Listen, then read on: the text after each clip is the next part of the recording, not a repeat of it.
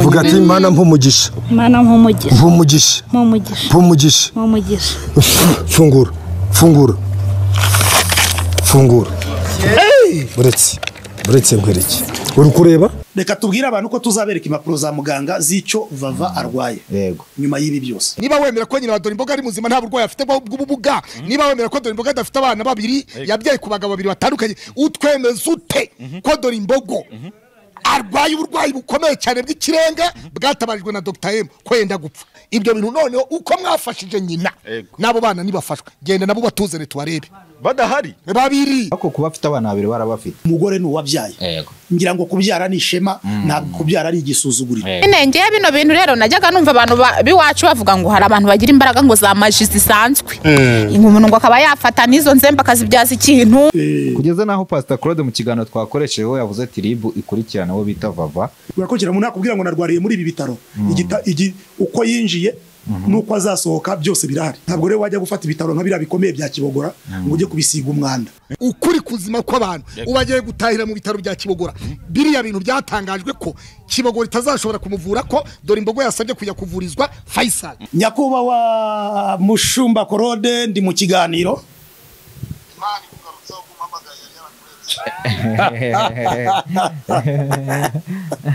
Ariko bebe ubu koko ubutumwa haye Jesus agahita buvuga kwitangazamakuru turi mu kiganiro koko byari byo.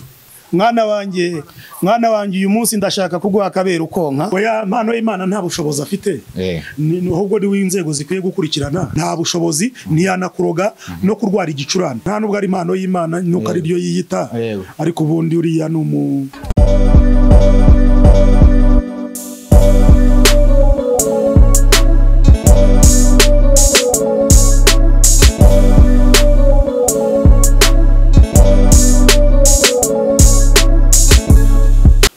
hari n'abari kuvuga bati Vava arwariye aho babyarira. Ndarwariye mu bagore babyara. Bashaka kuvuga ko yabyaye. Bari kuvuga ko nyine bari kuvuga byinshi ati Vava ngo ya kuko mu minsi yashize urabona hari abavuga ati Vava ngo aratwite, noneho nyuma bari kuvuga ngo Vava kwema inda imugwa nabi, niyo mpamvu ashobora kuba ari mu bitaro, nyine ariyo mpamvu arwaye. Reka tubwire abantu ko tuzabereka impapuro za muganga z'icyo Vava arwaye. Yego. Nyuma y'ibi byose. Reka abantu wenda bamugani bategereze izo mpapuro kuko urumva ko gucirirana imanza kubera ko urukundo rwashize mu bantu, urumva n'ubumuntu bugashira. Urabyumva? Umuntu asigaye yitora akakuvugaho inkuru, urumva, ukagira ngo mwadikanyiza isambu, ukagira ngo mwiza ahantu hamwe, ukagira ngo hari ikintu wigeze ukora kibi ku buzima bwe. Umuntu aritora rero akagukubita inkuru, agakubita inkuru ya Gerard hasi, urumva, akangaragaza mu yindi shusho. Ariko reka tubwire abantu ko icyo Vava arwaye bazakimenya kose, ntago bizasoza batakimenya. Ariko Vava icyo arwaye ni munda, urumva, kandi munda harababaza, urumva, umutwe utangiye kujya ugenda woroha. Twizera neza ko Imana yumva amasengesho hamwe n'ubufasha bw'abaterankunga, urumva, bagiye badufasha muri ibi bibazo, urumva, ndetse n'amasengesho y'abagiye basenga. Ibyo byose bizakorera hamwe Vava agasubira mu buzima busanzwe kandi ari muzima. Ariko inda ntayo tuzi, nta niyo twigeze tumenya. Ariko kuba afite abana babiri barabafite. Iby'abana ntabwo ari ngombwa, ari byo byakuzinduye Jesus. Ibintu byakuzinduye ni ukumbaza kuri inkuru. Iby'abana tuzagutuma mu rugo iwabo, ujye ujyane kamera, hanyuma ugende uganirize umuryango bakubwire nimba afite abo bana cyangwa atabafite. Kandi kubyara mu muryango umugore ni uwabyaye. Ngira ngo kubyara ni ishema, ntabwo kubyara ari igisuzuguriro. Uretse ko mbona inahangaha kubyara ubifata nk'aho ari ikibazo, ariko kubyara ni ishema. Giye mu bihugu nakuriyemo umugore ni uwabyaye. Uri kubivuga nk'umuntu ubifiteho amakuru, kuko urumva na Vava nawe iyo wamubazaga mu minsi yashize igihe bamucinzaga ngo afite abana babiri yasuye mu cyaro, waramubazaga se Vava koko ufite abana warabyaye? Ati nta bana mfite, ariko niyo naba narababyaye. Nawe ni muri ubwo buryo usubije. Basubije ati kubya ibyo ntabwo ari byo byakuzinduye, ariko niyo yaba yarabyaye ntabwo bitera igisebo Vava. Ese kuki mushaka kumenya nimba yarabyaye? Uramurambagiza. oya ariko abantu baba bakeneye kumenya nimba umukunzi we yaraje akavuga ati ntabwo nashakana n'umukobwa wabyaye ubushize bari bashwanye ubundi ko bari bashwanye ubundi wabikozeho iki nk'umubyeyi we kandi ubona ibyishimo by'umukobwa wawe biri kuba afite Dr. M. Hari kimwe gushaka ni amahitamo y'umuntu. Yego. Wabyumvise? Gushaka ni amahitamo y'umuntu kandi uzirinde kwivanga mu rukundo rw'abantu babiri. Ubwabo nibafata icyemezo cyo gutandukana nabyo uzabyakira uko. Wabyumvise? Kuko ushobora kumuguhatiriza umuntu ngo ongera ukundane na kanaka akagenda akajyayo yagerayo byamubera bibi akavuga ati ni kanaka wanshutse. Niyo mpamvu mu rukundo mu kubana mu gushakana k'umugabo n'umugore ababyeyi baba bagomba kwigira ku ruhande n'imiryango ikajya ku ruhande abari mu kibuga bakikinira umupira ubwabo. Wabyumvise? Igitego cyakinjira tukambara agatimba nkambara ingofero. Wabyumvise? Igitego kitakinjira umwe agakomeza ubuzima bwe n'undi agakomeza ubuzima bwe. Ku buryo umukobwa utanamwegera ngo mugire inama turiya muhungu nubwo mukundana uzirinde ko mwaryamana. Oya inama iyo ngiyo mba narayimugiriye kera yuko atakwiriye kuryamana n'umusore barambagizanya. Kandi baravugaga ko baryamana da. Oya ibyo ngibyo nukubeshya nta byabayeho ayo nama makuru y'abanyamakuru nta byabayeho. Ese iyo ubonye ibintu biri kuvugwa nko muri iyi minsi nk'umuntu w'umubyeyi iyo ubona ibintu biri kuvugwa muri iyi minsi ku mukobwa wawe ukabona bari kuba ngo ni umutekamutwe abandi bakavuga ngo bari kubona ibintu byinshi cyane bari kuvuga ibintu byinshi bitandukanye we ntabwo bijya bigutera agahinda ukumva nawe wavuga uti nanjye bano bantu uko byagenda kose umunsi umukobwa wanjye yakize nanjye nzabitura. Oya ntabwo Bibiliya twize twebwe Bibiliya iwacu urabona turi abantu basenga. Bibiliya avuga ngo nimukitura abantu nabi babagiriye. Urumva? Ntabwo turi hano kugira ngo tuzitura umuntu uwo ari we wese wagize nabi inabi yatugiriye. Iyo biba ari ibyo ibyabaye mu Rwanda murabizi ijisho ribiba ryarahorewe irindi. Dutunze imbabazi rero. Urumva tutarebye ku buhemu n'ubugome umuntu yaba yaradukoreye. Ariko yo ndebe ibintu abantu bakora icyambere babanze bamenye ko Vava ni umuntu wabaye kuri izi mbuga nkoranyambaga nta hantu namwe yigeze akora prank. Yihimbiye indirimbo dore imbogo. Urumva akora ibintu bitandukanye ahimba indirimbo y'umukuru w'igihugu ahimba ibintu bitandukanye. Urumva abo muhanzi aba umuntu ukora ibiganiro bisetsa abantu biruhura abantu nta hantu namwe yigeze akora prank ngo tuvuge ngo ubu ni ubusubira cyaha. Sibyo cyangwa tumuzi muri iyo image. Aba prank ajyaga akora kera. Umva kandi yaga akora ngo amafaranga ikinese nago amafaranga naga ahari we yajyaga akora kera. Yikize. Ukabona ngo bagiye nko kwa Raila ngo kumwishyuza amafaranga ngo bamuhaye ngo abantu ntabwo amafaranga yava yaza. None se kujya kwishyuza amafaranga habamo prank. Hari na prank ivuga ko Vava yaryamye yaraye kwa super manager. Umva rero prank umukobwa wanjye ntabwo muzi muri prank. Ahubwo mwebwe hari ukuntu mwebwe ushobora gusanga iyo prank ari we wayimukoresheje. Yanyimukoresha gute se? Ariko izo yakoze zose nyuma yarahindukiraga akavuga ati burya bara nibo bari bagabanshutse ngo mbivuge mbikore gutya. Ahubwo reka dutegereze ko n'ubu ngubu wabona agarutse none akavuga ko ari prank. Akaba ko bari bamushutse ngo yirwaye. Ubu ararwaye mwana Jesus. Ararwaye ngo ararembye cyane ahubwo tumusengere. Mweruka kuvugana ryari kuri telefone? Twavuganye umusibejo. Bumvaga ari kuvuga se? Mbo yari yatoye agatege ijwi risohoka neza kandi mfite na gahunda yo kujyayo muri iki cyumweru nintajyayo muri iki cyumweru nintajyayo ku cyumweru nshobora kujyayo mu byo kuwa gatandatu. Ariko byibuza none se tuvuge wenda urabona hashize iminsi myinshi mu bitaro n'abantu bari bagiye kumusura ndabona bose ari wari wagiye kumurwaza bita Fina we yaragarutse n'abandi urabona iminsi ishize mu bitaro ni myinshi ngo muri aka kanya ninde uri kumurwaza? Umubyeyi we mama we umubyeyi we.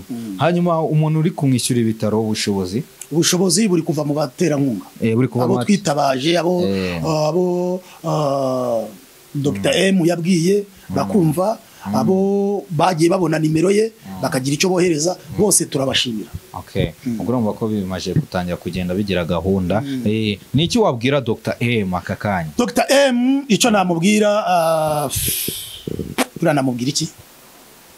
Nta kintu wamubwira. Bo icyo namubwira yarakoze kutamutererana kuko buriya yagaragaje ko nyuma yuko umuntu yari fiancé yawe mushobora gutandukana.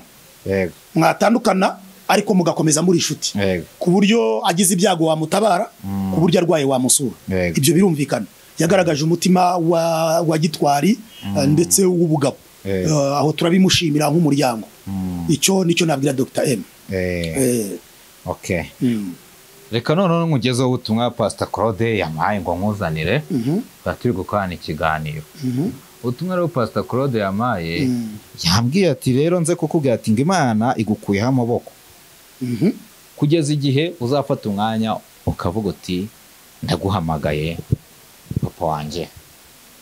Niwe papa wanjye uzamuhamagara mu byubahiro bye nyine nk'umupasiteri ugukuriye kuko ngo Imana amaje kugukura amaboko nibwo tumwamaye ngo nkugezeho. Oya abanza usubiriremo abantu ako kantu uze kukabanza ubuze kuno kukankatira ngashire kuri YouTube. Pastor Claude yamaye ubutumwa arambwira ati nze wowe nkubwire urumva nze wowe nkubwire ni Imana igukuyeho amaboko. Mu ruhe rwego rero kubera iyihe mpamvu nutamuhamagara bidatinze Imana kugira ngo igusubize amaboko ibyaye nabi reka ndebe mushumba ayo maboko reka tuyagaruze hakiri kare. Yagaruza hakiri kare kuko ni ibibazo kuko urumva aho kugira ngo Imana igukuraho amaboko Imana igukuraho amaboko kugeza igihe uzamuhamagarira. Ibyo bintu se bibaho none se amaboko y'Imana yaramfashe ashingira kuri Pastor Claude wenda usimbiza ariko urumva ashobora ko ariwe muntu wenda ugufasha ibintu byinshi mu buzima mukatumuhamagare namuhamagare muhamagare two nyakubahwa mushumba Claude ndi mu kiganiro.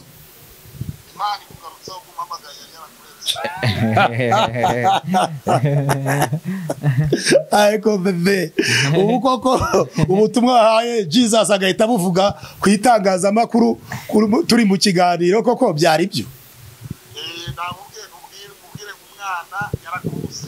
Mwana wanjye uyu munsi ndashaka kuguha akabera ukonka. Ubu kandi biri kuvuga biri kuri kamera. Noneho rero mazibisi nta mashereka afite y'umushumba y'umubyeyi. Yego. Oya ngomba kubikora ukonka mwana wanjye. Ndakubwiza ukuri uremewe. Sawa urumva ko Imana iracyandiho Imana igusubiyeho. Ariko showbiz ni nziza ko Imana igusubiye ariko birambabaje kubona umuntu wita umuhungu wawe nawe akaba yemera konka ibere ryawe akagufata nk'umubyeyi yangiza akaza akaharabika umukobwa wawe. Oya imitekerereze abantu batekereza jewe twebwe turi muri showbiz ntabwo ari umwanzi wanjye nta nubwo ari umwanzi w'umuryango wanjye ni umwana wanjye afite uko atekereza kandi ibitekerezo bye byubahwe ku buryo wabyara abana babiri umwe akarwanya undi ukabyihanganira. None kamu mu mutima we none uragira ngo je ntabwo nteze kuba we nawe ntateze kubajye twabyumvise kandi showbiz ni uko ikomba gukora urumva hagomba kubuvuga neza hakaba n'uvuga nabi urumva twese tuvuze bimwe abantu babihaga. Ariko Pastor Claude ugomba kumwigisha basi akagira umurongo agenderaho. Ivanjiri ntabwo buriya yavuze nabi nawe buriya ni abantu bamuhaye. Oya ibintu arimo araza avuga harabikava ngo akavuga ngo ari kubyina ngo ari kubeshya. Oya ninza kumuganiriza mwakoranye urumva mwakoranye ikiganiro gihe tutarakora buriya ninza kumuganiriza aragaruka muri systeme nta kibazo. Anagaruka muri umwana unyumva cyane. Haleluya. Biragoye cyane ko yagaruka muri system. Urumva uragenda ugateranya umwana ahubwo wowe niwe uri kubigira mu bana. Uri guteranya umwana na se. Oya ntabwo ngende kubateranya. Yese nabura kukubwira ukuri. Kuko urumva ahubwo ngema ni kugwereza amakuru kugira ngo umenye umwana wawe nimba yatanye umushyigaro. Oya buriya ngiye kugenda musure. Bakaka kanya ibintu Pastor Claude ari kumwosa. Ninjya kumwosa ku mugoroba ndabanza mubwire ni mwana wanjye buriya bavara arwaye. Okay. Kandi ntabwo bibi tugonganisha twebwe. Uyu muryango wacu no muryango w'abantu bize basobanutse baje showbiz icyo aricyo. Yego ntabwo dupfa ibintu bizera kuri social media. Twapfa umuyenzi wenda umuntu yimuye ariko ntitwapfa ibiganiro byo kuri social media. Ibiganiro byo kuri social media ntabwo mwabe. Ariko nanone nko muri iyi minsi basi undeka nkutsaba ikintu wowe nuhura na Pastor Claude umubwire ati rero ni byiza ko uri gukora ibiganiro byo gutwika ariko none reka dufate umwanya dukora ibiganiro noneho byubakira Vava bituma Vava abona abantu oya buriya nidukora ikiganiro ahubwo turaza gukora ikiganiro je nawe twicaranye mu kiganiro ahakana je nemera yego nicyo kiganiro kizakurikira nicyo kiganiro kizakurikira Imana ishimwe ubwo turi kujyana neza nzajya mbimwumvisha wanyereka ibimenyetso nanjye mwereka ibindi yego kugeza naho Pastor Claude mu kiganiro twakoresheje we yavuze ati RIB ikurikirana wo bita Vava imurebe kuko ibyo ari gukorana ubutekamutwe ngo ni icyaha harya no kwiba ubujura bushukana ubwambuzi bushukana ubu ngubu Pastor Claude yavuze ati kabisa RIB imurebe uriya mukobwa ntabwo ibyo ngibyo ari RIB yabikurikirana kuko ibitaro biri gutangazwa mu majwi buriya nujya kwiba uzumva abavuga butumwa bajya ku ma YouTube avuga ngo nazuye umuntu ariko ntatanga karitsiye n'umudugudu urumva iwaho yamuzuriye uzumva umuntu avuga ngo jewe ngo narapfuye ndazuka ntatanga ibimenyetso byaho yapfiriye akazuka niki ariko umuntu nakubwira ngo nabyariye muri ibi bitaro urumva ifishi ibihari urakokera umuntu nakubwira ngo narwariye muri ibi bitaro uko yinjiye nuko azasohoka byose birahari n'impapuro zirahari ntabwo rero wajya gufata ibitaro nka biriya bikomeye bya Kibogora ngo ujye kubisiga umwanda kuko bibaye ari planka dogiteri wabyo yazakurikiranwa ndetse n'abaforomo n'abaganga bakorera muri biriya bitaro urumva muri biriya bitaro rero ndatekereza ntabwo umuryango turabaswa no kujya gukinira planka ku bitaro bya leta cyakoze wabikiniramo ari leta yo muri Kongo ari muri Kongo ho wagenda ukabeshya ko uri mu bitaro ugakorana n'abaganga bakukwemera gufotora ibitaro nta murwayi urimo ariko mu Rwanda abantu baza amategeko yaho ntabwo bishoboka ko hari ibitaro wajya gukiniraho planka nta mudogiteri nta mukuru w'ibitaro wakwemera gukora iyo nkuru sawa uti umuntu aravuga ati nyine ubuza ku kantu ko ngo umuntu naza akavuga ngo yarapfuye arazuka mpita n'ubundi mbihuza n'uwo bita Mpano y'Imana biri kuvuga ko bita Mpano y'Imana n'ubundi ni Karabo wabitubwiye natubwiye ati Mpano y'Imana niwe waroze Vava muri kano kanya babwiza ukuri Vava ntago arwaye igifu Vava ahubwo wabita Mpano y'Imana ko Vava gukunda amafaranga cyane byatumye bamuroga nyine kandi arogwa yavuze ko Mpano y'Imana ari wamuterereje ibintu biri kumukurikirana atarwaye igifu ahubwo ari bya bintu byo gukunda amafaranga kwa kuri Mpano y'Imana yavuga ati Vava ngo no gwa amafaranga ibintu nk'ibyo oya Mpano y'Imana nta bushobozi afite ahubwo ni w'inzego zikwiye gukurikirana Mpano y'Imana nta bushobozi afite amafaranga yose akoresha abayafite yari mu ntoki ze wabyumvise ikindi ntiyigeze apfa ngazuke ni umuturage w'umunyarwanda ufite irangamimerere rizwi uretse ko kuri kamera atarivuga ariko twe turarizi ntari impamvu zo kurivuga ko jewe igihe bizaba ari ngombwa umuntu yabitangaza ariko nta bushobozi ntiyanakuroga no kurwara igicurane maswe kurwara igifu none ko kandi ayo mafaranga yafashwe na benshi uyu munsi batarwaye bari kuvuga ko nabo ari mu bakurikira bari kubaterwa ati namwe oya Mpano y'Imana nta nubwo ari Mpano y'Imana nuko ari ryo yiyita ariko ubundi uriya n'umukoboyi uri kwihigira ibice ntabirya abantu arya abantu ayo yari abantu akagaruka akayashakamo abandi bayoboke akongera ni nko kurangura ugacuruza ukongera ukarangura ugacuruza twajyaga tubyibazaho rero ngoya ntaya amafaranga aba yafite hariya YouTube iramuhemba ayo YouTube yamuhembye araza akayakoramo buriya agashuka abantu wowe yashutse iyo ubyemeye akubwira ibyo ukora n'ibyo umuha wabyumvise dufite abantu benshi yari ibiceri benshi cyane ari ibiceri urumva gahunda zo no kwirira ibikeno yewe ntago mbashaka kuvuga kuri aba batipe ariko kuko imirongo barimo niyo ndimo biratandukanye ariko ngomba no kubikubaza kuko urumva nimba turi kuvuga ku mukobwa Vava abantu bakari kuvuga ngo ni wamuroze nese ariko baraza kwibaza uburyo Bishop nagiye no mu bya Mpano y'Imana ariko icyo bivuzo ni cyo ngicyo ntago mbashaka kuvuga ko bari bari n'abana nabo tubuza afite uriya ntiyatubura n'inoti imwe yego namusatse neza yatubura n'inoti imwe wamurebye neza ubwo urumva rero abafite ibye noneho urumva n'abantu bahite bemererwa ziriya noti abazifite kandi mwari mwahuraho akavuga ni umunsi wa mbere akora ikiganiro cya mbere ninjye twari turi kumwe